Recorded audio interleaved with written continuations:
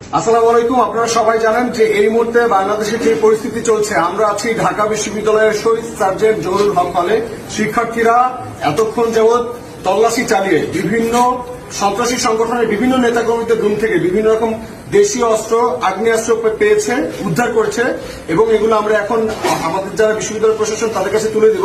তার আগে আপনাদেরকে বলতে চাই, এই সেই অস্ত্রগুলো যেগুলো ব্যবহার করে তারা আমাদের শিক্ষার্থীদেরকে ভয়ের আতঙ্ক সৃষ্টি করে রাখতো এবং আপনারা দেখেছেন আন্দোলনে তারা এই অস্ত্রগুলো ব্যবহার করেছে এবং তারা আমাদের শিক্ষার্থী ভাই বোনদেরকে খুন করেছে।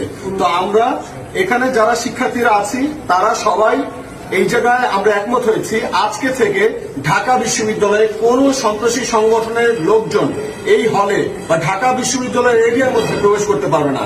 কোন সন্ত্রাসী কার্যক্রম ঢাকা বিশ্ববিদ্যালয়ের মধ্যে চলবে না। আর যদি কেউ এই সন্ত্রাসী কার্যক্রম করার চিন্তা ভাবনাও করে থাকে তাহলে আমরা তার চিন্তার মধ্যে